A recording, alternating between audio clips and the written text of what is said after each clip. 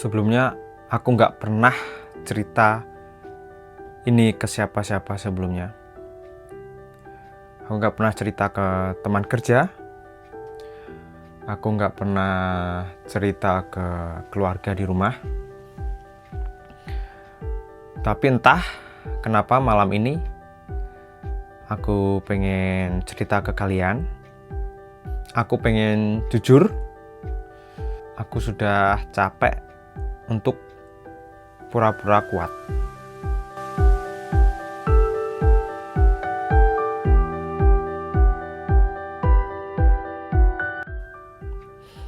Dulu itu aku berpikir kerja ke Jepang itu jawabannya. Melihat orang-orang yang kerja di luar negeri itu pulangnya membawa uang banyak, bisa beli mobil, bisa bangun rumah, bisa beli motor.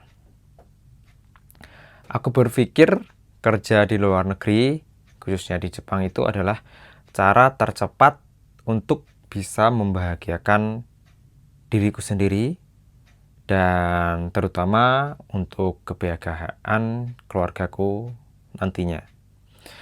Tapi ternyata yang aku lihat itu cuma di permukaannya saja.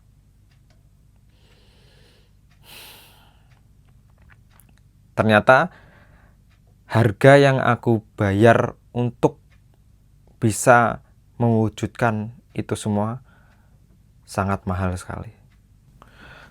Hari awal-awal kerja di sini tuh masih semangat, masih termotivasi, bisa mendapatkan uang yang banyak. Nanti setelah 1 bulan bisa mendapatkan gaji yang banyak, sekitaran 30-50. Nah, itu tuh memotivasi diri bisa semangat saat bekerja.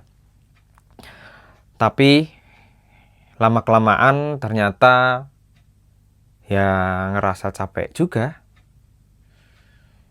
Ngerasa capek dari mulai jam kerja, terus juga saat ada masalah di tempat kerja itu kebawa ke rumah, tentunya itu pasti. Terus banyak sekali pokoknya dramanya, seperti atasan yang sekiranya tidak sepemikiran, terus kitanya juga ngerasa kalau kita itu udah bekerja keras tapi gajinya itu tidak sesuai. Itu tuh dilema yang aku hadapi di sini. Mungkin teman-teman juga ngerasa yang sama, mungkin ini juga relate ke kalian. Jadi perasaan ini tuh aku pendam sendiri sampai hari ini. Aku nggak pernah cerita ke teman-temanku, nggak pernah cerita ke keluarga. Aku pendam sendiri, tapi di video kali ini aku pengen banget cerita ke teman-teman semuanya, terutama subscriber YouTubeku, supaya kalian tuh bisa merasakan bahwa kerja di luar negeri itu tidak seindah yang kalian bayangkan. Di sini tuh aku bukan mau membuat kalian merasa kalau kerja di Jepang atau di luar negeri itu nggak enak, tapi di sini aku akan menunjukkan sisi lain. Yang paling susah itu bukan kerja kerasnya, tapi yang paling membuat aku ngerasa ingin sekali pulang itu adalah rasa sepi di sini. Rasa merasa nggak berguna, merasa malu ke diri sendiri. Karena sempat berpikir, ngapain sih kerja jadi TKI? Ngapain sih jauh-jauh kerja dari luar negeri? Di sini sendirian, meninggalkan keluarga di rumah. Kadang-kadang aku berpikir seperti itu. Di sini tuh kerja sebagai TKI itu pasti itu rasanya sangat melelahkan karena kita itu di sini tuh kastanya itu kasta yang paling rendah. Pekerja buruh, pekerja kasar. Kadang-kadang aku pun ngerasa kok gini amat ya kerja ya? gitu. Tapi aku nggak boleh nyerah, karena kalau aku nyerah sekarang, hal-hal yang aku impikan, hal-hal yang aku cita-citakan, hal-hal yang aku perjuangkan itu akan berakhir juga. Jadi aku tetap kuat. Aku minta doanya ke teman-teman, semoga aku tetap bisa kuat menghadapi rasa kesepian di sini. Jadi kalau teman-teman yang nonton video ini melihat aku tersenyum, lihat aku semangat upload video, itu tuh di permukaannya saja. Karena di dalam hati aku ngerasa sepi, kesepian, suntuk. Walaupun memang di sini tuh saat keluar rumah itu kita bisa mencari rutinitas lain seperti kumpul dengan teman-teman yang lainnya, terus bergabung dengan komunitas. Tapi saat kembali lagi ke tempat tinggal sendiri, ya rasa sepi itu menyerang lagi.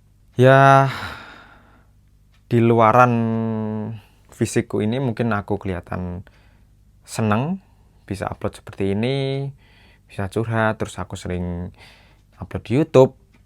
Itu tuh supaya aku tetap kuat di sini, karena aku sadar bahwa itu yang bisa aku lakukan, dan aku tetap berusaha supaya orang di rumah itu nggak tahu kalau aku ngerasa seperti ini.